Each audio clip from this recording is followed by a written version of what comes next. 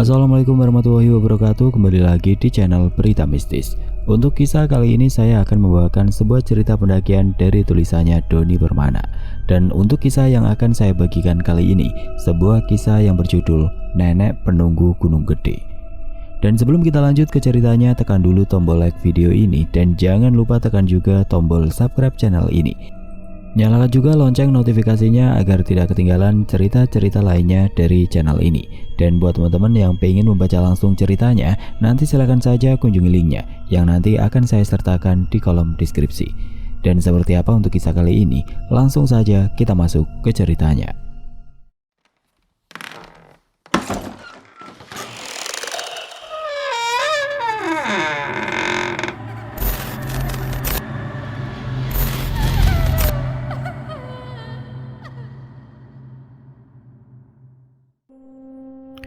Buat yang sering muncak ke Gunung Gede Pangrango, pasti sudah tidak asing dengan Mandala Kitri. Di sana adalah tempat camping latihan gabungan sekolah SMP saya. Setiap tahun semua ekstrakurikuler sekolah SMP kami selalu melakukan latihan gabungan di sana untuk pelantikan peserta baru. Waktu itu pas kelas 1 SMP, saya masuk ekstrakurikuler pramuka. Saat latihan di sekolah tepatnya hari Sabtu, pembina pramuka memulai meeting terlebih dahulu kepada semua anggota. Bulan depan sekolah kita akan mengadakan latihan gabungan semua ekstrakurikuler di Cibodas. Tempat campingnya di Mandala Kitri. Diharapkan semua anggota mengikuti kegiatan camping selama 4 hari. Ini adalah kegiatan tahunan sekolah. Isi formulir dan minta persetujuan orang tua, ucap pembina pramuka saat itu. Dan hari untuk melakukan latihan gabungan pun tiba. Semua siswa berangkat tepat jam 7 pagi. Sebelum berangkat, setiap grup yang beranggotakan 5 orang untuk ekskul pramuka saja, mengecek perlengkapan, tenda, akomodasi makanan, peralatan masak dan makan, perlengkapan pribadi dan cek ulang sebelum berangkat. Setelah semuanya siap dan lengkap, kita berangkat. Tempat camping Mandala Kitri itu berada tepat di bawah pintu masuk Kebun Raya Cibodas Cipanas. Perjalanan kurang lebih 3 jam dari sekolah ke tempat tujuan. Entah mengapa setiap mau berpergian perut saya selalu mules. Tiba-tiba selalu ingin buang air besar. Yang akhirnya saya ditinggalkan rombongan. Semua rombongan telah berangkat duluan, menaiki mobil yang telah disewa. Betapa kagetnya saya saat sampai di parkiran. Semua mobil sudah tidak ada. Yang ada cuma satu orang guru, Pak Asep Sumantri namanya. Kini dia telah meninggal. Setelah pensiun dia meninggal karena sudah sepuh. Kasihan ditinggalin. Pulang ke rumah saja. Semua murid sudah berangkat, ucap Pak Asep. Iya Pak, saya ditinggalin bukan. Padahal saya tadi pamit dulu sebelum buat ke belakang. Kenapa ditinggalin? Ucap saya sambil memberikan wajah murung. Sebentar apanya? Dari tadi dipanggilin sama yang lain ke toilet. Katanya kamu sakit perut. Iya Pak, tadi saya sakit perut.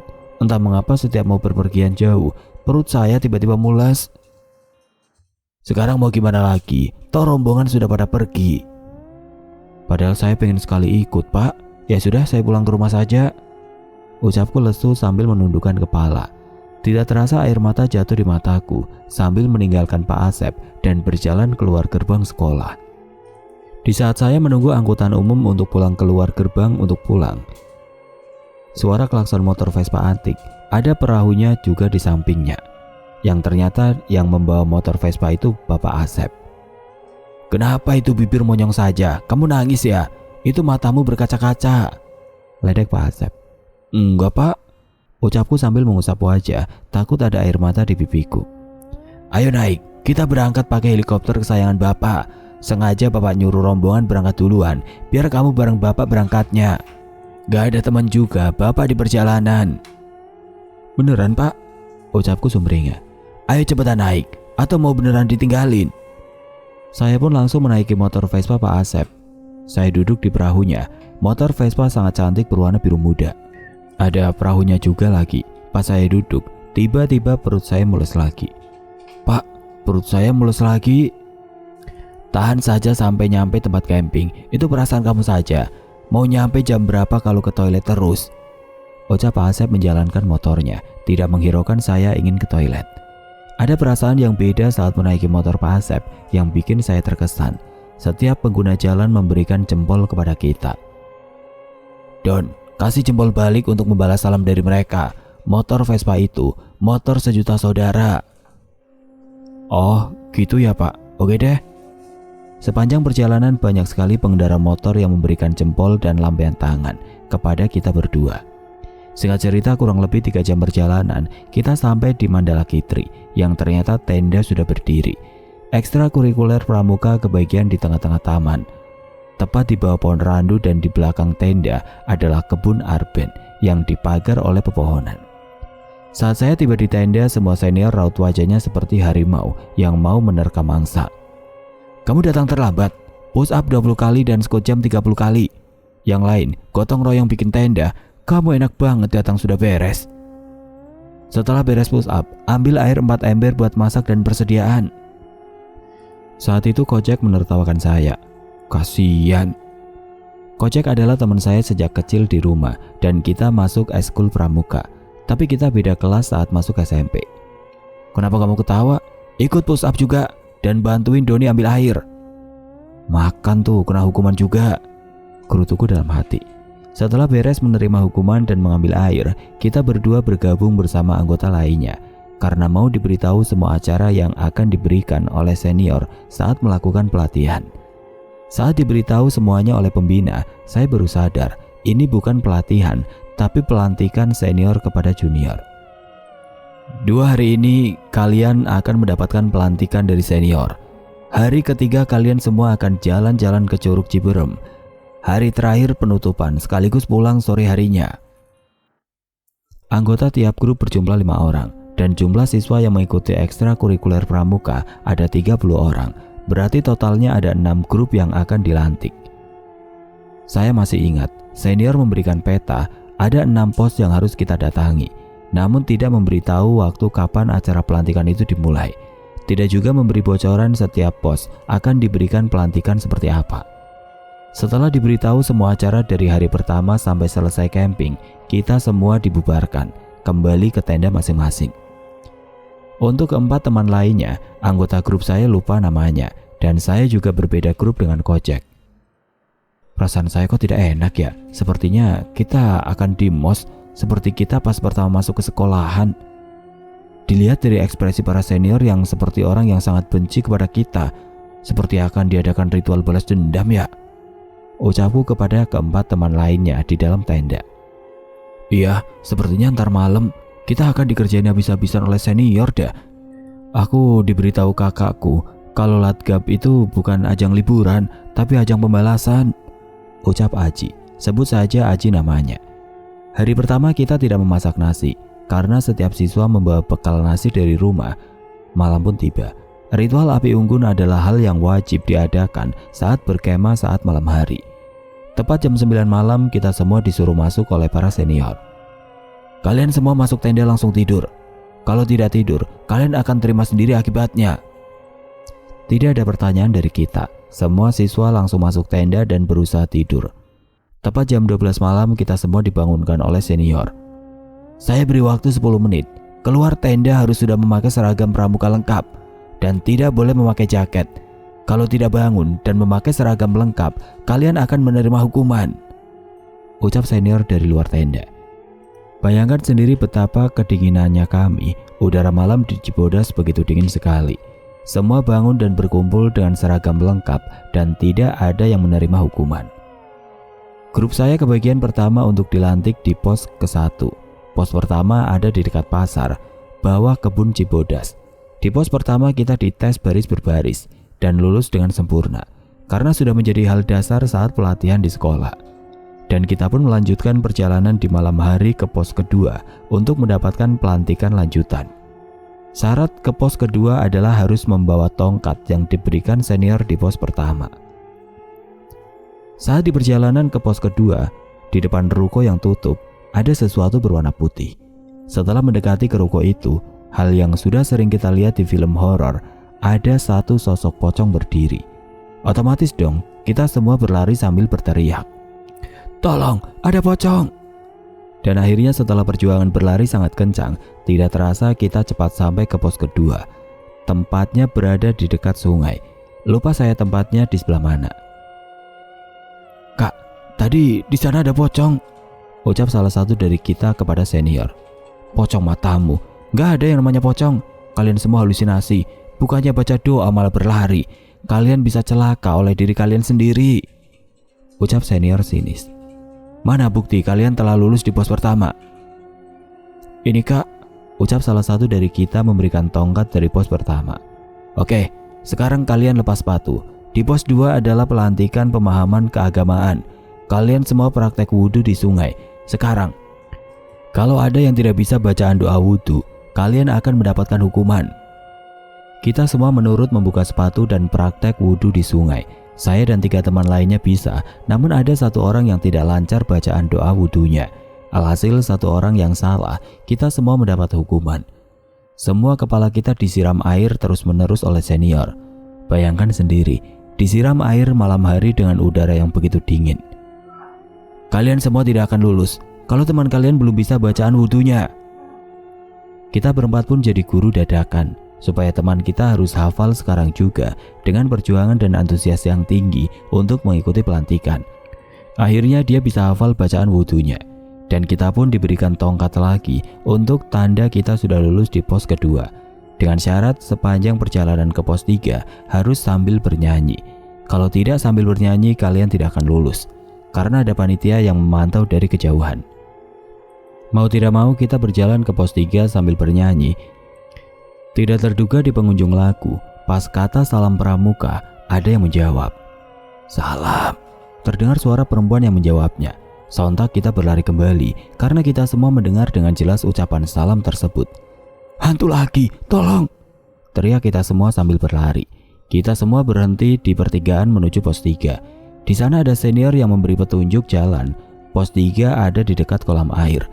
Di Taman Mandala Kitri, di dekat kita mengadakan pelatihan. Kita berjalan santai karena sudah tahu tempatnya. Tepat di pertengahan jalan di menuju pos 3, di pinggir jalan ada pohon yang cukup rindang. Terdengar samar suara tangisan perempuan. Pohon itu tidak tinggi tapi banyak sekali batangnya. Di sana ada 2 sosok berwarna putih seperti main ayunan. Kita semua menengok ke sumber suara tersebut. Kuntilanak! Teriak kita semua sambil berlari. Tapi ada satu dari kami yang tidak berlari. Dia terduduk. Tidak kuat berlari atau mungkin karena saking ketakutan. Woi, berhenti. Si Adit ketinggalan. Kita semua berhenti dan balik lagi ke tempat tadi. Benar saja si Adit terduduk di tengah jalan sambil menangis. Dan yang bikin kita ketawa, jalan penuh dengan genangan air. Dia ngompol di celana ternyata. Dit, tolong kuntilanak. Gak ada weh, cepat bangun, ucap Saiful. Itu di sana lihat saja, di sebelah sana juga ada pocong, liatin ke kita ke sini. Saat disoroti senter, 2 kuntilanak itu masih ada, seperti sedang main ayunan di cabang pohon. Dan saat senter diarahkan ke tempat yang dikatakan Adit, ada 2 pocong berdiri di samping pohon pinus yang sangat besar. Pocong! Teriak kami semua. Saat kita berteriak pocong, kulihat secara seksama menggunakan senter. Pilingku benar, ternyata pocong itu ada sepatunya. Udah berisik, masa pocong ada sepatunya? Yang bener, kelewatan ini, kita benar-benar dikerjain, ucap Saiful. Dan kita pun melanjutkan perjalanan ke pos 3. Benar saja pos 3 berada di samping kolam air cukup besar. Di kolam itu ada batu cukup besar, kurang lebih 3 meter jaraknya ke pinggir kolam. Di pos 3 kita dilantik pengetahuan tentang pramuka, diberikan jembatan yang sengaja dibuat oleh senior. Bila tidak bisa menjawab, tidak bisa ke pinggir lagi menggunakan jembatan tapi harus berenang. Semuanya kembali ke pinggir dengan berenang. Basah kuyup, baju kita semua sambil menggigil kedinginan karena tidak bisa menjawab salah satu pertanyaan senior. Saya masih ingat isi pertanyaannya. Dwi Dharma, Dasa Dharma, Dwi Satya Pramuka, dan yang membuat kami salah menjawab adalah Bapak Pramuka Sedunia. Perasaan kita semua benar jawabannya Lord Baden-Powell. Jawaban itu tidak salah, tapi senior meminta nama lengkapnya.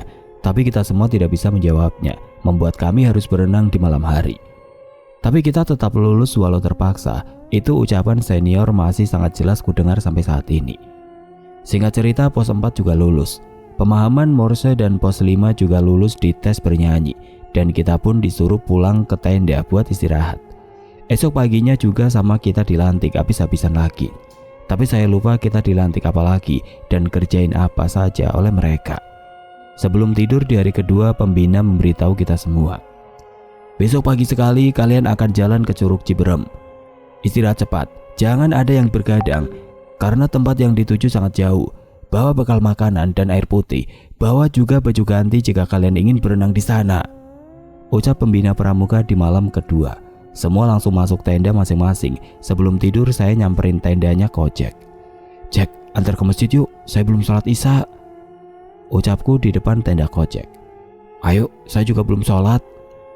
Ternyata pemikiran saya juga sama dengan Kojek, ingin tidur di masjid takut ntar malam dilantik lagi. Singkat cerita, kita tidur di masjid dan tidak ada pelantikan malam itu. Setelah selesai sholat subuh pun kita berdua tidur lagi di masjid. Lupa kalau hari ini ada kegiatan ke Curug Ciberem. Tepat jam 9 pagi kita dibangunkan oleh Pak Asep. Dia tidak ikut naik karena sudah sepuh, memilih diam di tenda. Anak nakal, malah enak-enakan tidur di sini. Bangun, bawa bekal nasi sudah saya masakin. Makanan ringan dan air yang banyak. Pergi ke tenda sekarang. Kita pun bergegas balik ke tenda, membawa bekal nasi, makanan ringan dan air. Lalu kita berangkat ke pos pintu masuk Gunung Gede Pangrango via Cibodas, yang ternyata tidak usah membayar karena sudah dibayarin oleh sekolah, hanya mengisi daftar tamu saja. Dengan ucapan bismillah kita berangkat berdua menaiki gunung. Tujuan kita bukan buat ke puncak, tapi ke curugnya saja. Setelah beberapa saat berjalan, kita berhenti di sebuah danau yang sangat indah. Di samping danau seperti ada petilasan, dan kita pun melanjutkan perjalanan. Tidak lama kita melewati sebuah jembatan, sepertinya baru dibuat atau memang bagus perawatannya. Selang beberapa saat kita bertemu pertigaan. Asal saja memilih jalan tanpa menengok papan petunjuk jalan, dan benar saja kita memang salah jalan. Harusnya jalan kita lurus. Kita berdua malah memilih jalan menuju puncak. Tidak ada satu orang pun buat ditanyakan jalan. Terakhir berpapasan sama yang turun, tapi kita tidak menanyakan Curug Ciberem di mana. Mereka hanya bilang, puncak 5 menit lagi, semangat, ucap para pendaki yang turun. Mendengar ucapan puncak 5 menit lagi, saya dan Kojek saling tatap. Cek, kok kita malah ke puncak? Ucapku sambil menatap Kojek. Kita salah jalan kayaknya Don. Udahlah tanggung, lanjutin saja. Jarang juga kan kita ke puncak gunung ini. Biasanya kita hanya lihat pemandangannya saja dari rumah, ucap Kojek. Benar juga sih. Tanggung 5 menit lagi, kata pendaki yang turun juga, ucap Kojek sambil melanjutkan perjalanan. Buat kalian para pendaki yang pernah berpapasan dengan 2 orang anak pramuka di tahun 2005, terima kasih banyak atas kebohongan kalian. 5 menit apanya, hampir 4 jam kita nanjak terus dan baru sampai di atas. Singkat cerita kita berdua sampai curug. Tapi kok airnya panas dan gak ada juga siswa lain yang datang ke curug ini. Mungkin curugnya di atas lagi, Jack? Mungkin juga. Saya dan Kojek beristirahat sebentar di sini, memakan bekal makan yang dibawa. Setelah beres makan langsung tancap gas lagi, berharap Curug Ciberem ada di atas. Tapi yang ada bukan curug. Setelah perjuangan yang sangat panjang, untuk kata lelah, saat itu fisik kita berdua sangat begitu prima. Belum kenal namanya rokok dan tiap hari Minggu suka lari pagi. Dan kita berdua pun sampai di puncak. Jack, sepertinya ini yang namanya puncak. Kita salah jalan ini, Mak. Iya, ini puncaknya. Terus gimana sekarang? Turun lagi saja yuk. Di bawah juga sangat dingin. Apalagi di sini, tanpa tenda, tanpa jaket dan perlengkapan. Iya bener, bisa kedinginan kalau bermalam di sini tanpa perlengkapan mah. Tapi pasti kemalaman di jalan, Jack. Dari bawah sampai ke sini juga butuh waktu seharian. Semampunya saja. Pemetik api saya ada senternya. Kalau tidur di sini bisa kena hipo, ucap Kojek. Hipo apaan, Jack? Penyakit gunung. Kita berdua sampai di puncak. Perkiraan jam 5 sore. Tidak begitu lama menikmati pemandangan di puncak karena dikejar waktu untuk cepat turun ke bawah. Setelah beberapa saat beristirahat, kita berdua langsung bergegas turun. Dengan berjalan setengah berlari karena jalan turun masih jelas belum terlalu gelap. Selang beberapa saat suasana berubah menjadi gelap gulita. Jalan turun begitu gelap, gelap sekali dan apesnya senter yang ada di pemetik api hanya menyala sebentar saja. Sekarang kita berdua benar-benar berada di tengah hutan, hanya berdua tanpa penerangan apapun. Saya dan Kojek duduk di bawah pohon yang sangat besar, berusaha mengumpulkan kayu untuk dibakar karena saat itu hawa dingin sudah menusuk tulang karena adanya kabut yang menyelimuti sekeliling kita. Kayu pun dibakar. Tapi hanya sebentar kita menyalakan api unggun karena begitu banyak pasang mata yang berusaha mendekat dan memperhatikan. Matiin saja Jack apinya, mengundang hewan penghuni gunung datang. Takut ada hewan buas Jack. Tanpa komentar Kojek mematikan api unggun karena dia juga melihat begitu banyak pasang mata yang berusaha mendekat. Alhasil kita berdua hanya bisa duduk sambil menggigil kedinginan. Sangat dingin situasi saat itu. Serak, serak, serak. Suara langkah kaki seperti diseret. Saya dan Kojek saling tatap. Saat itu kita duduk di jalan turun samping pohon besar, duduk membelakangi jalan naik ke atas. Tiba-tiba ada cahaya yang mendekati kita berdua dari atas. Langkah kaki itu sedang jalan turun. "Cuk, sedang apa kalian berdua malam hari di sini?" ucap nenek tua, tiba-tiba berucap sambil membawa lampu sentir. "Ikut nenek ke rumah, Cuk. Tidur di sini kalian bisa kedinginan. Di rumah nenek kalian bisa makan dan tidak kedinginan," ucap nenek tua sambil berjalan turun. Nenek itu sudah bongkok. "Alhamdulillah, ternyata kita tidak berdua di sini. Nenek orang sini. Bukannya di sini tidak ada pemukiman, Nek? Tadi pas nanjak, kok nggak lihat ada kampung? Nenek kok sendirian? Nggak takut apa di hutan sendirian?" "Kamu lucu, Nak. Satu-satu coba nanyanya." "Nenek bareng kucing peliharaan nenek, Nak.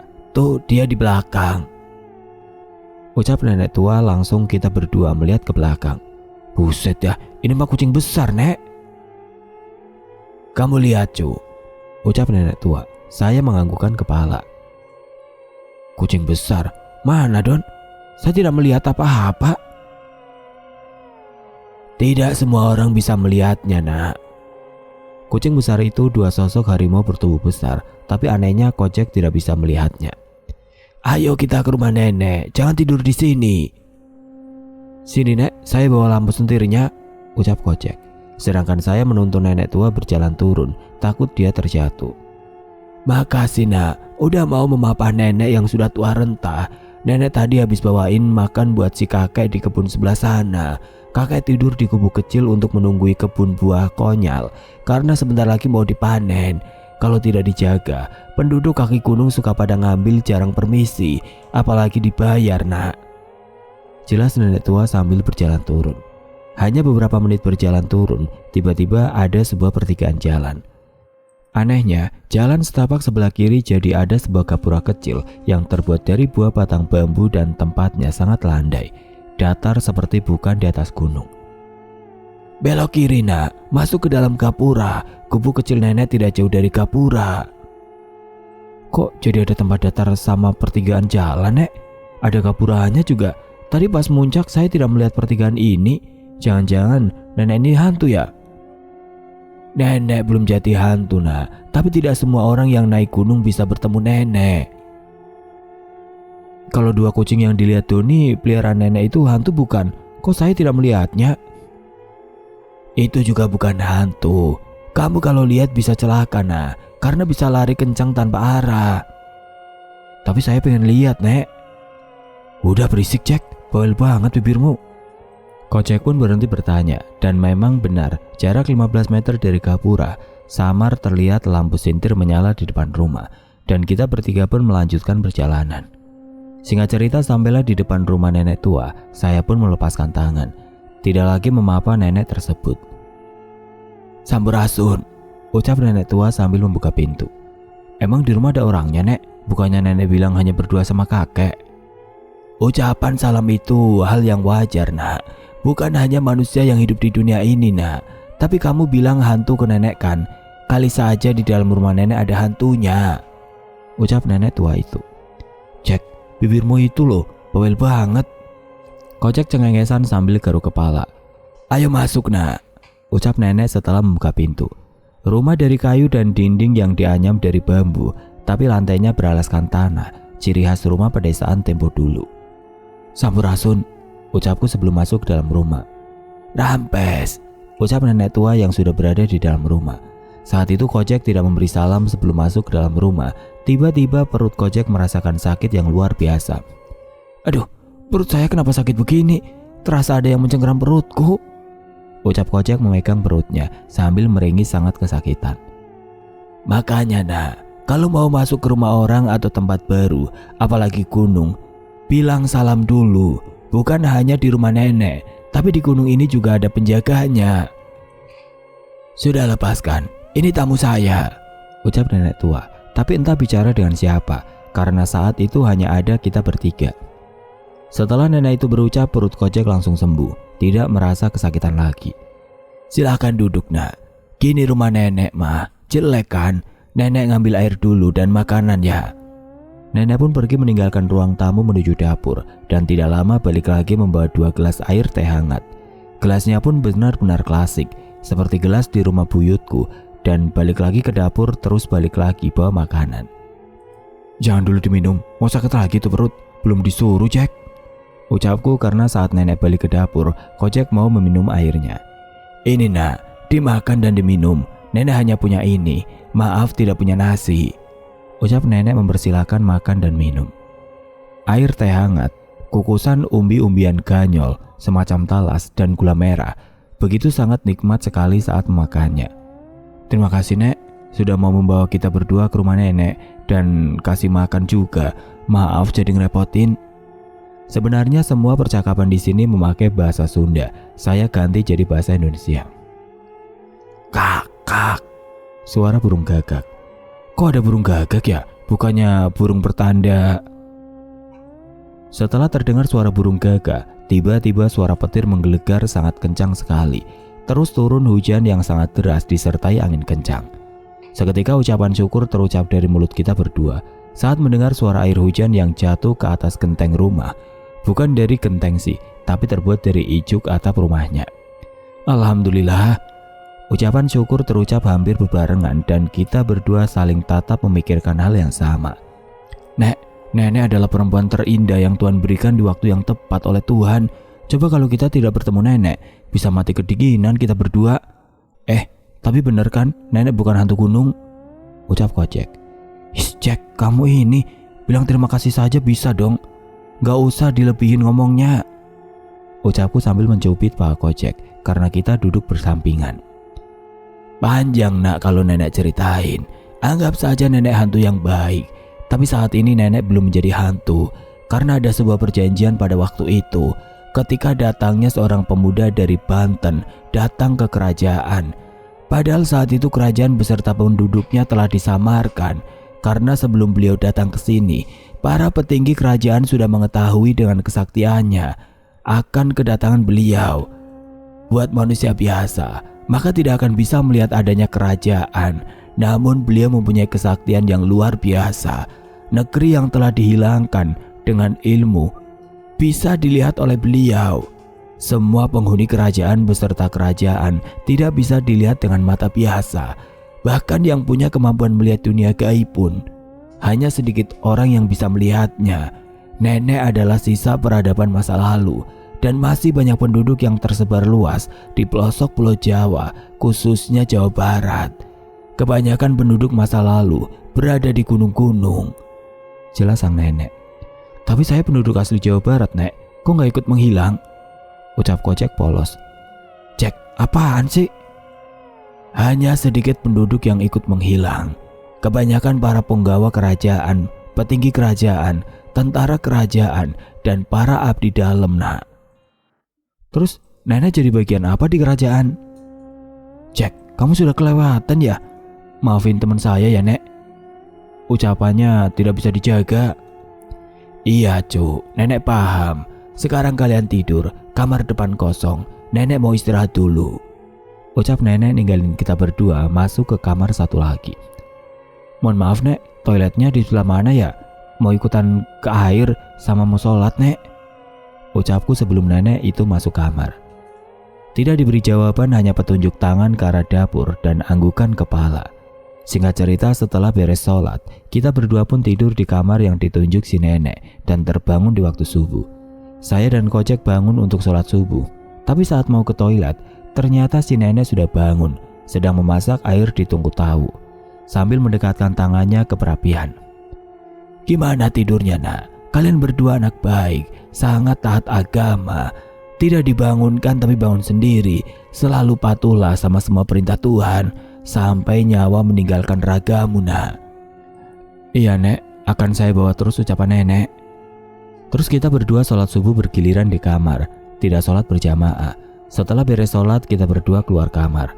Tapi betapa kagetnya saya dan Kocek karena di ruang tamu ada seorang perempuan muda, sangat cantik, memakai baju kebaya dan sarung batik. Terus di atas rambut seperti memakai mahkota, rambut panjang dikepang ke depan, dipenuhi bunga sedap malam. Sini, duduk. Kamu siapa? Cucunya nenek bukan? Ucap Kocek. Nama saya Nyimas, saya adalah nenek tua nak. Ucap perempuan yang mengaku dirinya Nyimas. Gak jadi dong, aku jatuh hatinya. Masa kalau malam nenek tua, pagi jadi perempuan cantik? Maafin ya teh, ucapku tertunduk malu akan ucapan Kocek. Tidak apa-apa, sebelum kalian pulang bawa bekal umbi-umbian ini untuk di perjalanan. Bukannya saya mengusir, tapi kalian berdua bisa ditinggalkan rombongan di bawah kalau tidak bergegas turun. Mereka semua tidak mencari kalian berdua karena mereka anggap kalian berdua kabur dari pelatihan. Dan Bapak Asep tidak memberitahu ke yang lain kalau kalian nyusul naik ke atas karena setelah kalian berangkat dari tenda, dia pulang ke rumahnya, badannya kurang sehat tanpa memberitahu ke yang lainnya. Ucap Nyimas. Oh gitu ya teh, terima kasih banyak atas semua bantuannya dan sudah memberikan kita izin untuk tidur di sini. Mungkin bisa tidak selamat nyawa kita kalau kita berdua tidak bertemu Teteh, apalagi semalam hujan deras. Bener kan, Teteh ini hantu Don? Malam nenek tua, pagi perempuan muda, cantik lagi Mbak Ratu Kerajaan seperti di TV. Bisa tahu juga kita berdua sedang pelatihan. Tapi Teteh hantu yang baik, terima kasih ya Teteh hantu yang baik. Nyimas hanya menutup mulutnya dengan tangan. Dia ketawa kegirangan saat mendengar ucapan Kocek. Saya dan Kocek pamit dulu ya teh. Sekali lagi terima kasih banyak atas semuanya. Assalamualaikum. Ucapku di depan pintu rumah sambil mencium tangannya, tanda pamit mau berangkat. Sama-sama nak. Waalaikumsalam.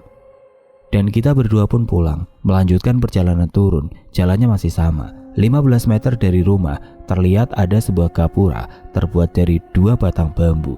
Tapi setelah keluar dari gapura beberapa meter setelah jalan turun, saya menengok kembali ke gapura. Ternyata menghilang, gapuranya tidak ada. Saya dan Kocek balik lagi ke tempat gapura, benar-benar jadi hutan kembali. Sekitar jam 9 pagi sudah sampai kembali ke perkemahan. Semua tenda sudah diberesin dan sudah bersiap untuk pulang. Ternyata memang benar, tidak ada yang mengira kalau kita berdua naik ke atas untuk ke Curug. Yang ada kita divonis kabur dari pelatihan untuk pulang duluan. Dan Pak Asep tidak sempat memberitahu yang lain kalau aku dan Kocek menyusul sebelum ia pulang duluan karena sakit. Oke teman-teman, sekian untuk kisah kali ini. Bagaimana menurut kalian tentang kisah ini? Tulis komentar kalian di kolom komentar. Dan buat teman-teman yang baru bergabung, jangan lupa untuk like, komen, share, serta subscribe channel ini. Dan nantikan kisah-kisah horor berikutnya tetap di channel Berita Mistis. Wassalamualaikum warahmatullahi wabarakatuh.